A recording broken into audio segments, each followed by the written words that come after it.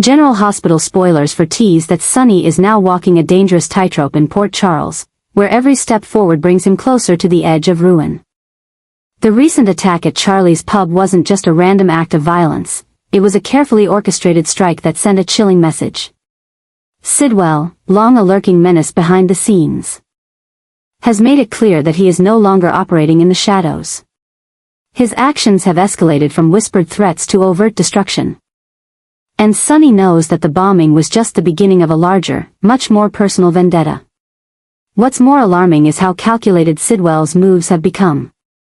He's not simply seeking to dismantle Sonny's empire, he's seeking to humiliate him, to strip him of his control, and to expose every flaw and fracture in his carefully constructed world. Sonny has always been able to anticipate danger, to move before the blow lands. But this time, it's different. Sidwell is relentless and precise, and he's not alone. ADA Justine Turner, driven by a fierce desire to take Sonny down, has found renewed purpose in the chaos left behind by Natalia's death. That tragedy, which was initially viewed as a personal loss, has now become a legal nightmare. Turner has begun to build a case, piecing together every suspicious moment leading up to Natalia's demise. The rumors surrounding her mental state, the circumstances of her overdose, and Sonny's interference in her life are all being weaponized as evidence in a mounting prosecution. The legal heat is suffocating. And Turner's determination is fueled by the sense that Sonny believes he is untouchable. She intends to prove otherwise. Meanwhile, the PCPD has begun to take a deeper interest. What started as quiet inquiries has turned into full-scale surveillance. They're looking into Sonny's financial records, his known associates, even revisiting old cases with new scrutiny. Every conversation, every transaction, every shadowy meeting is being pulled into the light.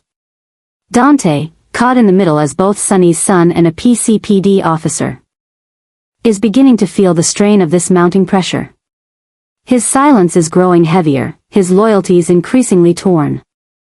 And even he can't deny the feeling that something far more sinister is taking root around his father. Sonny may not have set the fire at Charlie's pub, but the growing consensus is that he lit the match years ago with the enemies he cultivated and the compromises he made.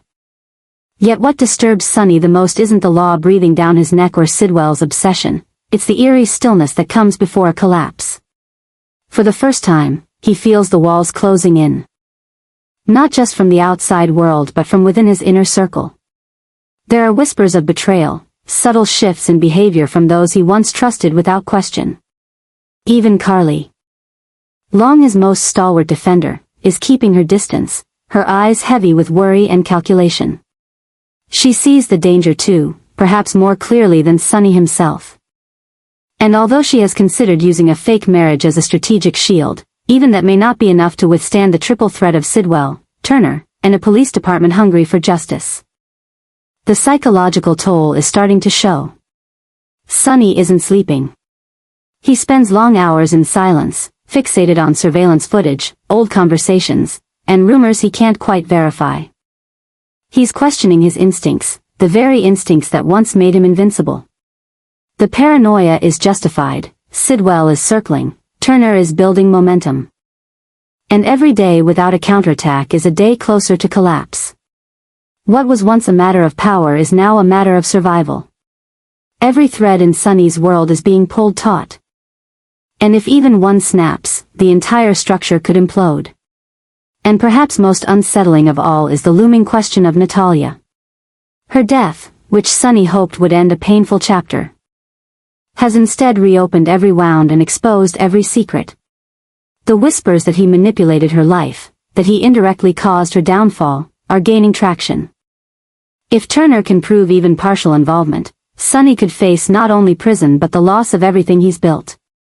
His children, his reputation, and his freedom all hang in the balance. It is no longer just about saving his empire, it is about saving himself from being devoured by the very city he once ruled with ruthless authority. In Port Charles, fear has always existed in the background, but for Sonny, it's never felt this close, this consuming. Sidwell's obsession, Turner's crusade, And the unresolved truths about Natalia are creating a storm unlike any he's ever faced. And while Sonny has weathered many battles before, this one feels different, more personal, more isolating. And far more devastating in its potential consequences. He can feel the ground shifting beneath him. And the question now is not whether he can survive it, but whether there will be anything left of him when the dust finally settles. Donna had never looked so desperate. Her eyes wide with a fear she didn't yet understand fully, but her instincts told her something was deeply wrong. The world around her was beginning to unravel. And the one constant figure in her life, Sonny, was now under siege from forces she could not comprehend. The explosion at Charlie's pub had shaken her. The whispers in the hallways. The late-night arguments between adults, and the shadows lingering over every corner of the Corinthos name were no longer just background noise. Now they were real, undeniable, and terrifying. And in the midst of that growing dread, she turned to the only person who had never once failed her, Carly. Carly had seen many versions of Sonny's downfall before. Legal threats, family implosions. Even betrayals from within his own organization, but this was different. What Donna was begging her to do wasn't simply an emotional plea from a child, it was a warning from the future. A glimpse of what could happen if Carly didn't act. And Carly, hardened by years of navigating crises, understood immediately that this time, sentiment wasn't enough. This time, strategy would have to eclipse emotion. As Carly held Donna close, she felt the weight of a decision already forming. She had been toying with the idea, but now, under the raw urgency of Donna's tears and Sonny's crumbling reputation, it crystallized. If she wanted to protect him, truly protect him, she would have to step into the fire with him once more. Not as a partner in love, but as a partner in war. And that meant one thing, a marriage of convenience. A marriage forged not in romance but in resilience. A public front strong enough to challenge the court of law, the media circus, and the predators circling Sonny's empire. The rumors had already begun circulating through Port Charles. That Carly might marry Sonny again, that it wasn't about love but about survival. But now, the rumor was transforming into reality. Carly began laying the groundwork with precision. Diane whispered strategies in her ear. Michael kept his distance, too ashamed of his own spiraling secrets to argue. And Jocelyn, though reluctant, understood that this might be the only way to preserve what little stability their family had left. Carly's decision wasn't without consequence. Her burgeoning connection with Brennan, the WSB agent who had brought a flicker of something new into her life, would be collateral damage. There would be no explaining it to him, not in a way he would accept. He would see it as betrayal. And perhaps in a way, it was. But Carly had never been one to choose romance over family when the two were in conflict. Her loyalty, especially when it came to protecting her children, was ruthless. And now that Donna had looked her in the eyes and begged for help, there was no longer room for hesitation. The plan was simple on the surface but complicated in execution. A swift, well-publicized civil ceremony. Press releases emphasizing the unity of the Corinthos family. Statements framing the marriage as an act of family preservation in the face of targeted legal and criminal threats. It would give Sonny legal protections, give Carly proximity to manage his affairs, and give Donna the illusion of stability that she so desperately needed. More importantly, it would throw a wrench into the aggressive tactics of Ada Turner and stall the momentum Sidwell was building from the shadows. But behind the curtain, everything remained volatile. Carly was well aware that marrying Sonny again, even symbolically, would paint a target on her own back. The WSB would take note. Anna might demand answers. Brennan could retaliate. And worse, it could send ripples through her already fragile relationships with Jocelyn, Michael, and even Christina. But Carly wasn't planning to walk into this alone. She was preparing every angle. Every response, every contingency. And still, there was the matter of Sonny himself. Once, he would have smiled at the idea of marrying Carly again, even as a ruse. Now, beaten down by grief, suspicion, And guilt, he looked at her with both gratitude and caution. He didn't want to drag her into another mess. He didn't want to be the reason her life fell apart, again. But Carly didn't wait for permission. She never had. She told him what needed to be done, and Sonny, weary but trusting, gave her a silent nod. So the plan moved forward. Donna clung to her mother's hand, sensing something big was coming but comforted by the strength in Carly's voice. Carly, meanwhile, was already stepping into the role, commanding, composed. Cold-eyed in the face of chaos. She wasn't doing this for power. She wasn't even doing it for Sonny. She was doing it for Donna. For Avery. For what was left of a family that had survived too many storms to be destroyed by this one. And yet, even as the wedding date was whispered through town, even as arrangements were quietly made, the sense of dread only grew. Because Carly knew something no one else did, not even Sonny. She knew that fake marriages, no matter how strategic, had a way of exposing real truths. And if the truth about Sonny's involvement in Natalia's downfall came out, if Sidwell struck again, or if Ada Turner found the one piece of evidence that could tip the scales, then no amount of paperwork or public performance would be enough. This was more than a marriage. This was a final gambit. A move that could save Sonny or destroy them both. And as Carly sat alone the night before the wedding, staring at her reflection, she didn't see a bride. She saw a general preparing for war. Carly's decision to remarry Sonny sent shockwaves rippling through the emotional fault lines of Port Charles, and few were more rattled than Brennan and Jason. What had begun as a strategic defense against the triad of legal, criminal, and political attacks on Sonny quickly evolved into something far more personal and incendiary. Carly's carefully calculated move, meant to shield Sonny from Ada Turner's mounting prosecution, Sidwell's relentless assaults, and the legal scrutiny after Natalia's death, now left two of the most important men in her life reeling from betrayal and confusion. Brennan, still clinging to the fragile hope that his bond with Carly was authentic and unshakable, felt the bottom fall out beneath him. In his world of secrets, missions, and moral gray zones, he had learned to anticipate betrayal, but never from her. His budding affection had transformed into a dangerous obsession with saving Carly from the darkness she seemed destined to return to. And this fake marriage confirmed his worst fear: she had chosen the chaos of Sonny over the stability he offered. But perhaps the one whose world shifted most abruptly was Jason, who had always stood as Carly's constant, her anchor, her protector, her most enduring truth. Watching her return to Sonny, even under the guise of a strategic front, triggered a storm of unresolved feelings, long-buried sacrifices, and a fear that he was losing her all over again to a man he could no longer fully trust. Jason had remained silent when the Corinthos empire teetered, had stood by as Carly played diplomat, matriarch, and strategist. But this wasn't just about Sonny. This was about Carly choosing to step back into a role that had nearly destroyed her once before. A role Jason had vowed to keep her safe from. And yet, Carly pressed forward, unflinching in her resolve. The decision to marry Sonny wasn't born of nostalgia or romance, it was born of necessity. The Corinthos family was under siege on all fronts. And if the only way to secure their holdings, shield their daughters Donna and Avery from the carnage, and keep the family name from being dismantled in courtrooms and press conferences was to put on the facade of unity, then she would wear the ring and play the part. Not because she loved Sonny. Not even because she trusted him, but because there was no one else who could do what needed to be done. She knew Brennan would never understand.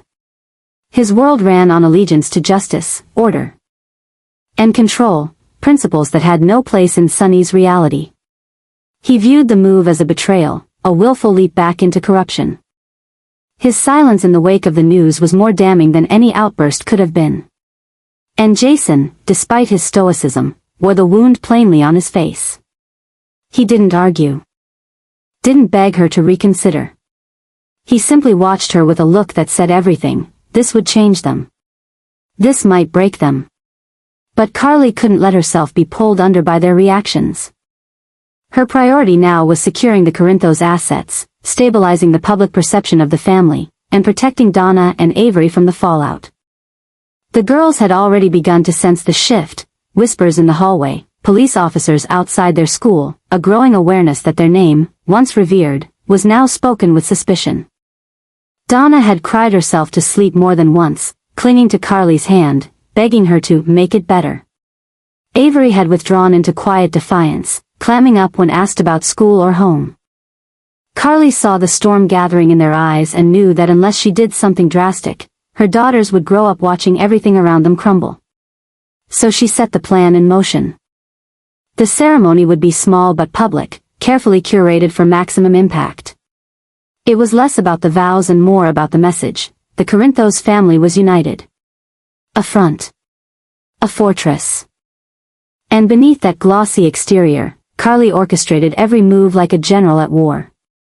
Diane handled the legal language, ensuring the marriage would shield their assets. Spinelli traced the origins of the surveillance leaks that had targeted Sonny. Michael, conflicted but ultimately compliant, began repositioning their legitimate businesses under Carly's oversight. Even Jocelyn, simmering with disappointment, eventually backed down, realizing her mother's decision was not for love but for survival. But the weight of it all pressed down harder with each passing day.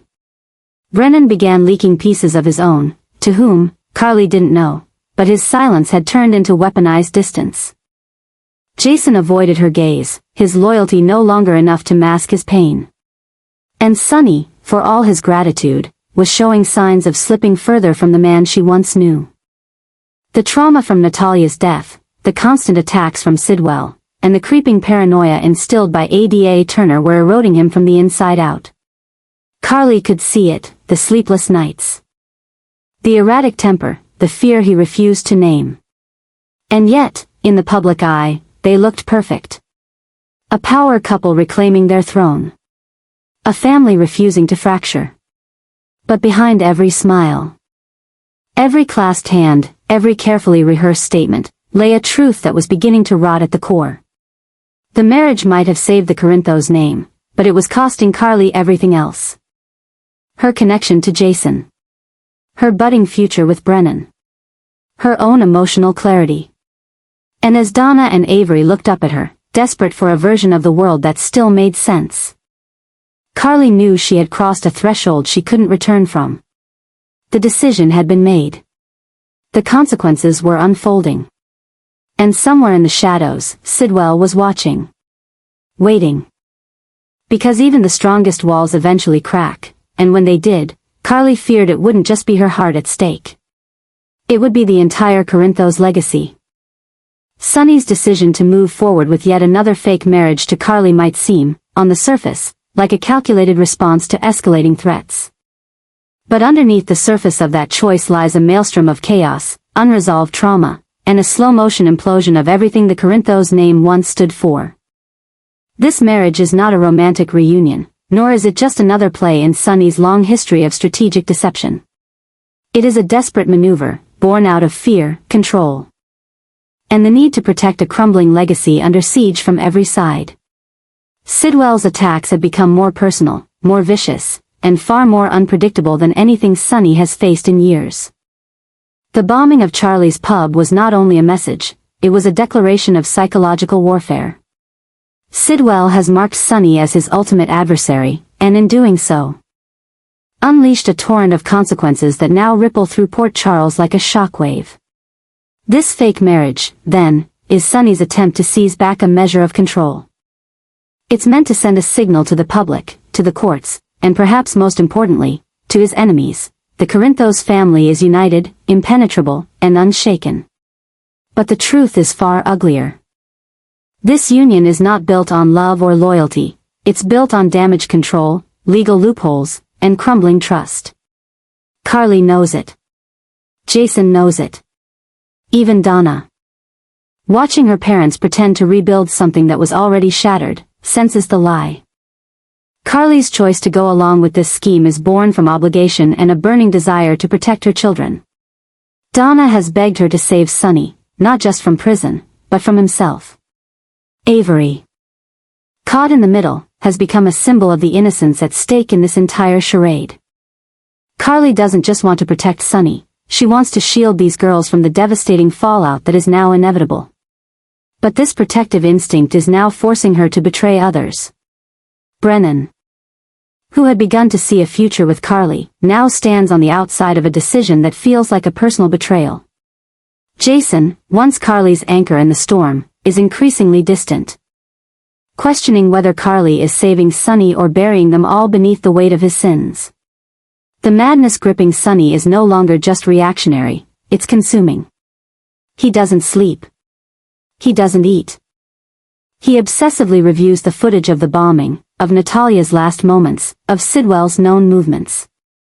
He's convinced everyone is hiding something. His paranoia has reached a fever pitch. And it's driving wedges between him and every person he once trusted. He's become volatile, more impulsive, and emotionally unstable. This isn't the Sonny who once ruled Port Charles with quiet intimidation and moral ambiguity. This is a man unraveling beneath the weight of his legacy, fighting ghosts, shadows, and enemies both real and imagined. Natalia's death has transformed from an unfortunate tragedy to an unhealed wound that infects every decision Sonny makes. Her final moments, laced with alcohol and accusations during Daisy's baptism, remain burned into Carly's memory. That wasn't just the end of a woman, it was the beginning of the end for Sonny's carefully maintained illusion of control. With Turner now connecting dots that could land Sonny in prison, and Sidwell striking fear into the very foundations of Corinthos territory, the pressure cooker is reaching its limit.